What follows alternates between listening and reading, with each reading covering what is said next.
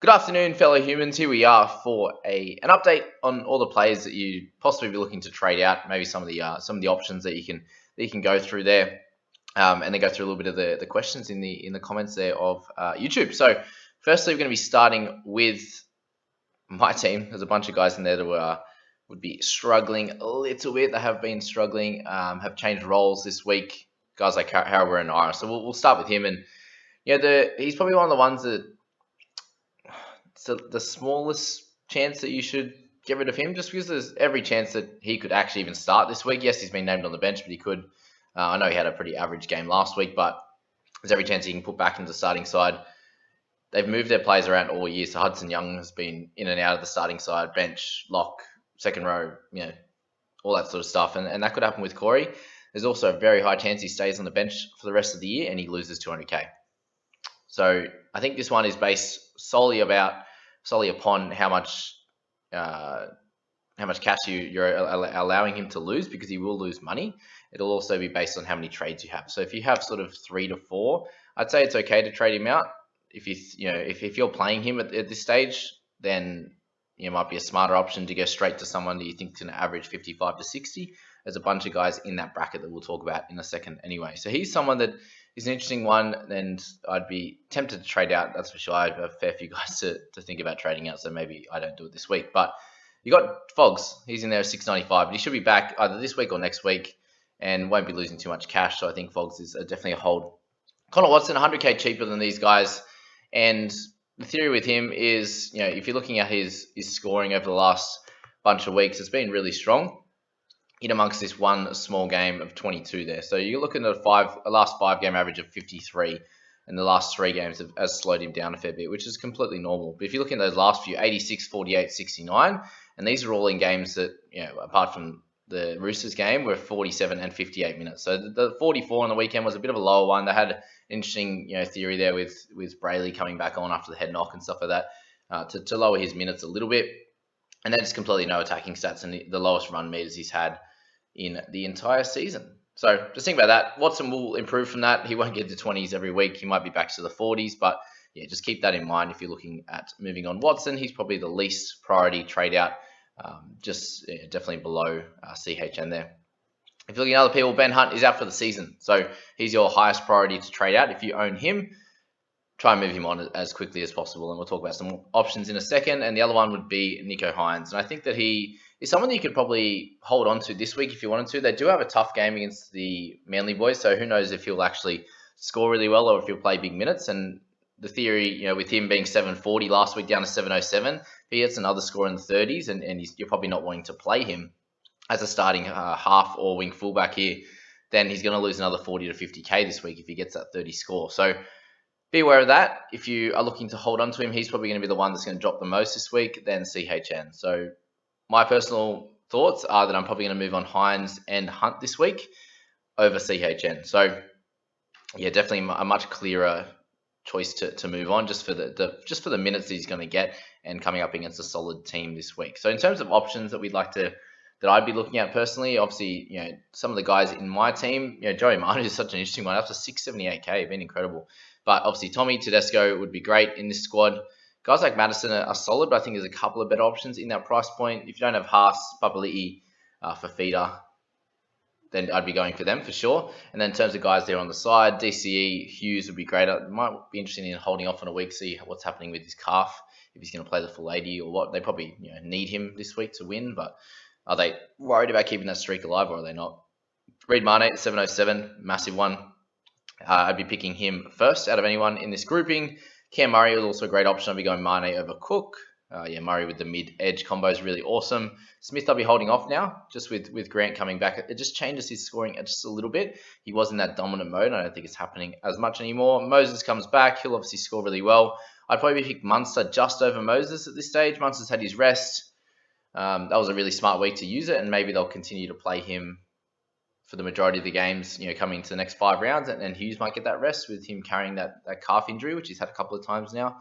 So that's that. They're all really strong options. And then someone like Adam Doueihi would be your next strong option, who would cover the wing fullback and the half position. He's still averaging 55 in a year where he played a fair bit in centre and had a -4 in his score. So thanks for that, Adam. But yeah, I could be potentially bringing him back in. So what are the chances he moves back to centre? Very high. A few people asked about Pangai Jr. I don't think he's an option. Harry Grant, I'd probably like to settle on him for a couple of weeks and see if you want him to play 80 minutes really for him to score really well. Anyone else from there? I'd only be looking at Trindle as a cheap option, and anyone else from there I would not be targeting. So that's that. Latrell with the other one, a 607, and Ponga at 604. They're the only other two, especially for the wing fullback position. So it'll be Teddy, Tommy, Adam Dewey, and then you've got Latrell and Ponga as the 5.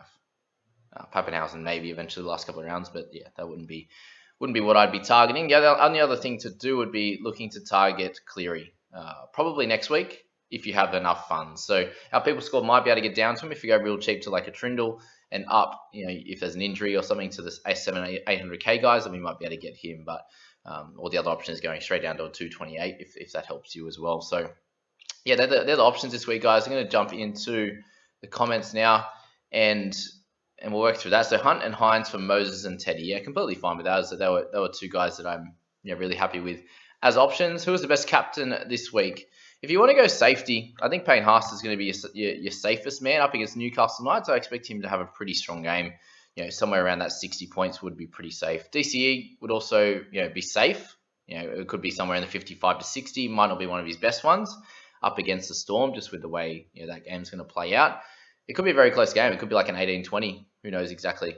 Reid Mane, I think, is a pretty solid option. So the Eels come up against the South this week. They're just going to have to do a lot of work in defence, and you'll probably have to kick a fair bit out of dummy half and try and work his way around the ruck to try and get some try assists. He played really well against some good teams at the start of the year, so there's every chance that he can do that again. Fafita's an option again, but there's a big chance that he plays off the bench. Tommy, with how good he's scoring, averaging 78, is every chance of scoring really well. I would just be worried about it against the Storm, and also with Teddy, Teddy Crichton, Manu. These guys against the Penrith Panthers is going to be a harder game for them, obviously. So Papali'i is probably a solid one. You should expect him to get through a lot of work against the South boys, but how will they get well beaten against the South? Will they not? So it's a pretty hard week, to be fair, in terms of who you're going to pick. I think you're just going to pick someone pretty safe, and I think guys like Payne Haas is going to be that one there. So we'll move on from there. You only played 2 out of those 4. Who you reckon? Leilua, Jackson, Lolo, and CHN. So for me, with those 4 there, I'd be looking at Jackson for sure. Obviously, he's clearly the best scorer in that one. Jackson and Taumalolo just over Leilua, and CHN would be my last option on that one. Ponga or Latrell, I think overall, in terms of guy that scored the best for his in fantasy year on year, would be Ponga. But both at the same price, I'd be happy with either way. Latrell could, in a team that's really dominating, could score a lot better, like he did on the weekend. I think Fog is a trade. Coach said Sexton has won the spot over him. Really? I didn't hear that. Can anyone maybe link me a video to that? I didn't get to see that, and that'd be pretty strange. Yeah, as Kieran said, he's a skipper. They wouldn't drop him that way. Anyway, Ponga or Dewey, I'll probably go Dewey just. Obviously 60k more expensive, but a solid option there. Who covers 2 positions, which is always helpful when we start running out of trades and need to cover 16 or make sure we have 17 players each week. Ponga, Pappenhausen next week, or Hughes. Ponga's one of the best draws coming up, and Hughes is a calf niggle, could be rested any week. Yeah, I think Ponga's probably best. You get him at 250k cheaper than Hughes. You can use that elsewhere. Obviously, if you have limited trades, then that could be it doesn't really change much. But if you can get 2, Ponga and another really high scoring player, then that could be the best option for your squad. Go trade Hines and Hunt this week. I've covered all positions. Who should I get? Yes, just go through that list of the guys I spoke about. Whatever works for you. You're covering all positions. Just get the 2 best players that you can achieve there. Fafita coming off the bench ruined me. Yep. Is Ricky Nond a good option? Yeah, solid option. I'd just be aware that what he's done the last couple of weeks, he did earlier on in the year, and then he had some lower games and played off the bench and things like that. But he's definitely improved, and it's definitely a solid option at a cheap option there. So best options under 635, I mentioned them there. It's Ponga, it's Latrell, and also someone like Trindle. Best option under 700k. Yep, just check the start of this video. It'll be perfect. Under 600k, same thing. What about Aitken playing 80 minutes in the mid role? So obviously in the second row, he played amazing on the weekend. Couldn't have played a better game. So I doubt that'll happen each week. made a lot of really good tackles, which is awesome. Will he stay there? If he doesn't stay there, it's not worth it. If he stays there for the rest of the year, then you'll probably, it's a good trade in the end. But I think it's just a little bit too risky on my point. Big Tino average is only that low because he started the season. Yeah, last 3 games of 54. Yeah, just he's really improved his average across the year for sure. CHN and Hines are real headaches. 2 trades left. Hines to probably DCE and save the last in case of injury hits. Yeah, if you can go Hines to DCE in 1 trade, I think that's pretty solid, to be fair. And leave the 1 for sure. If you're hoping you've got at least 18 players or 19 who would be able to cover. Hunt and Hines, DCE and Radley. CHN and Hunt to Hughes and Murray. Hines and Hunt to Cleary and cash out. I'll probably go the second one if I'm honest. CHN Hunt. Yeah. CHN Hunt or Hines Hunt, whatever you can do there. Would make a trade this week, but only have 2 left. Yeah, not the best idea, unfortunately. But you got more trades than a lot of people. There's a lot on 0. Latrell Ponga, I already said Ponga. Would you pick up Crichton, Ponga, Moses, or Tedesco for Hunt? I think Tedesco is really safe. Got plenty of halves. Just need a good scorer. I've seen Ponga have a good run home. Yeah, Ponga or Teddy. I think if you've got enough halves, yeah, easiest. Crichton's a bit up and down, but they'll all score similar around that 60 mark, you'd imagine. All right, playing head to head, got finals this week, trading out Hunt and Fogs, and got enough money for whoever 2 players I want that I don't already have. Highest averaging I don't have Cook, Frizzell, Munster, Murray, Jackson, Moses. 2 rounds left in my comp. Who do I pick? So Murray was one of my top choices. This has the dual position and averaging close to 60. Him and Munster, I think, and Jackson a close third. Again, the dual position. I'd probably go Murray just over Jackson if you're going for like a mid or an edge, and then go Munster if you wanted a half. I'd leave Frizzell just below Murray and Jackson at this point. CHN or Hines, who is more urgent sell? Yeah, just refer back. They're both fairly similar. I'm probably going to go Hines just. 6 trades left, ranked 1338. Peach got suspended. Thank you for that. Trade CHN or Avrilo. CHN for sure. Avrilo's going to dominate the half position this week. Got Bird and Ramian. Plenty of edge cover. Yeah, sweet. I'd go CHN. Make sure you got the Avrilo there as cover, as I imagine most of us have. Second row, edge cover. Bring in Trindle or Aiken because he's playing second row. 3 halfbacks, but no center cover. Whew. Jeez, Aiken could be a smoky. So if you want to go with it, I'm happy with it. Really liking the recent reviews on season average basis. Looking forward to next year. Thank you, Lachlan. Appreciate it. I'll keep doing that. Heading into the end of the season, we'll do a review video on the whole season and things like that as well, which would be cool. Trades of SJ to DCE in round 19 and Hines to Turbo in round 20. Wow, awesome, bro. Nice work. All right, Izzy Panthers aren't on a roll anymore because Cleary isn't playing, bro. If he gets a full 80, he'll be right back to 80 plus scores. Yeah, for sure. This is also a crazy year. Obviously, scoring's been really high. No one's ever scored 80 plus before. So yeah, there's every chance he can go back to 80 plus, 90 plus. But yeah, I'd back him to score a 70 odd ish average upon return for at least the first couple of weeks and maybe dominate the last. Have a big 100 score here and there. Troll Paps or Ponga, or even Dewey. Yeah, Dewey first. And then, yeah, I already spoke about this. It's been a high score season in terms of 100 plus scores. Yeah, it really is. Just the way the game's played has been different. Soaked the Warning Trindle for Nicarima as a cash out 4 weeks ago. Amazing. And PR'd Kelly, though, for Gagai.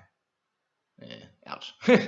Tony Cleary back, boys. Yeah, soon. 5 trades to go CHM for Latrell. Do it.